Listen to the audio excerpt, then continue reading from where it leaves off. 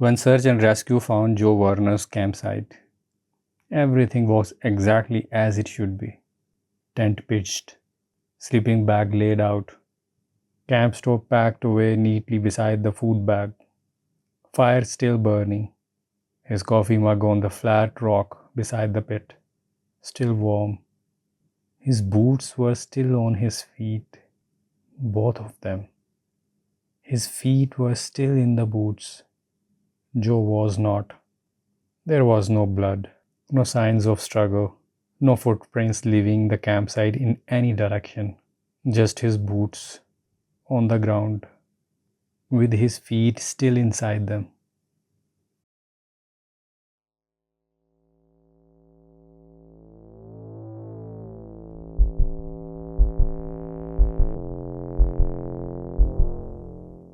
Joe Warner was 44 years old. He had been hiking alone since he was 19, 25 years of solo trips across 11 states. He knew what he was doing. He was the kind of hiker other hikers respected. He carried a paper map and a compass as backup. He filed trip plans with the ranger station before every single outing. He had a satellite communicator clipped to his pack strap all the time. His wife Karen used to joke that Joe was more prepared for the wilderness than most people were for their own living rooms. The trip was a solo 4-day loop through the Greystone Wilderness in East Montana, a route he had hiked twice before.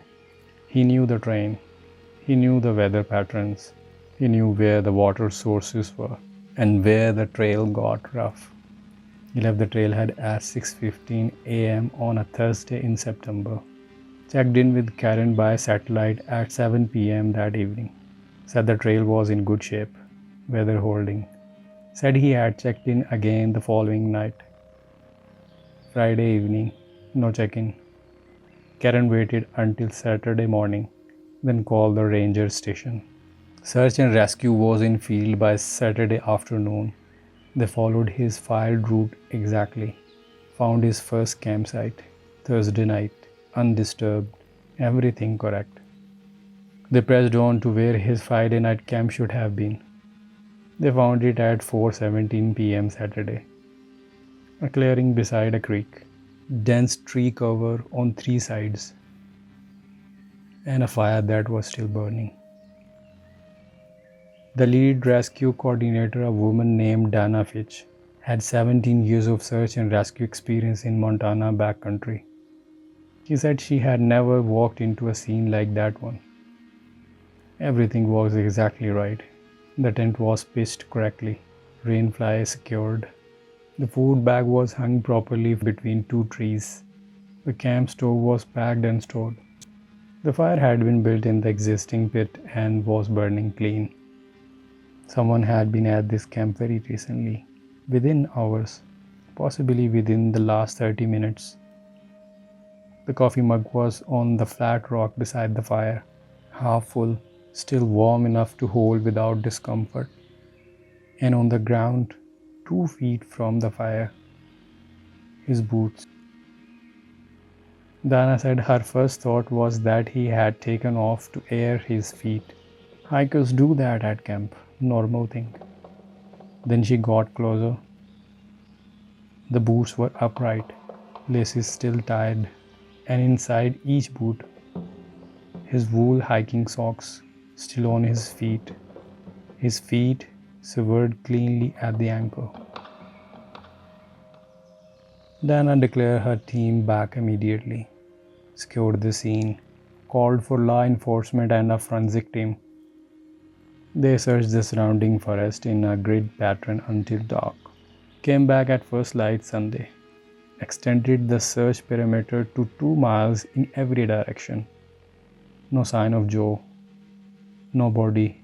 No blood trail. No drag marks. No evidence of any large animal activity in or around the campsite. No footprints leaving the site. In soft creekside soil that would have shown every boot print clearly, there were only Joe's prints, coming in, none going out. Forensics examined the boots and their content thoroughly.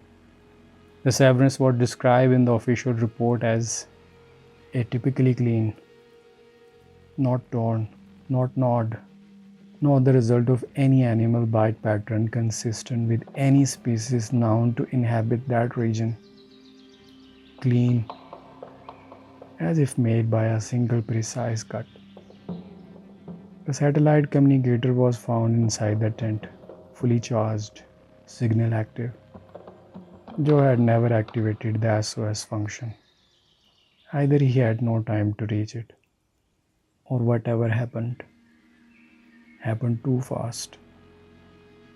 His satellite communicator logged one final automatic GPS ping at 11:43 p.m. Friday night, coordinates matching the campsite exactly.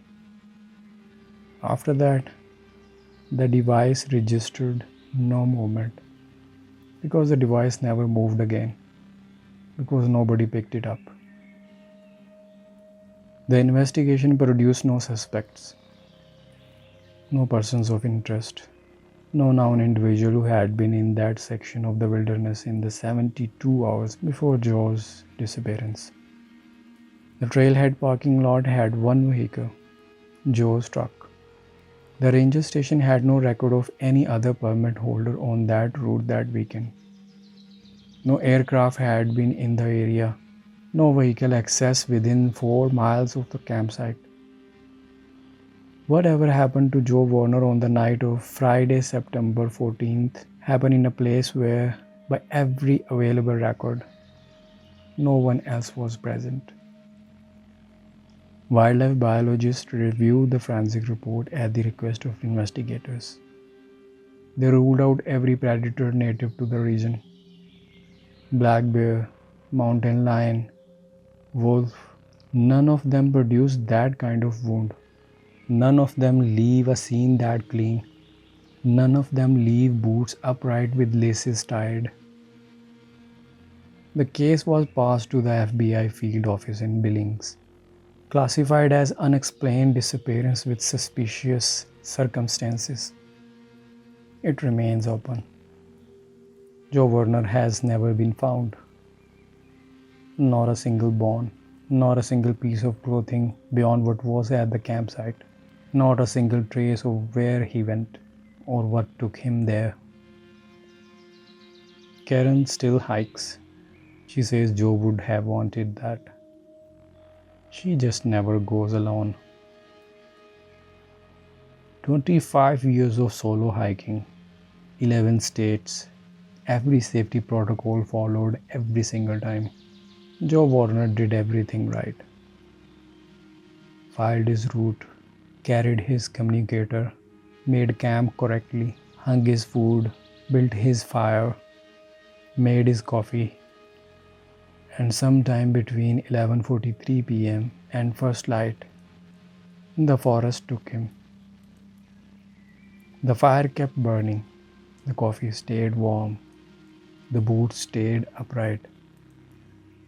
Everything stayed exactly as he left it, except Joe. The wilderness does not owe you an explanation. It does not owe you anything at all.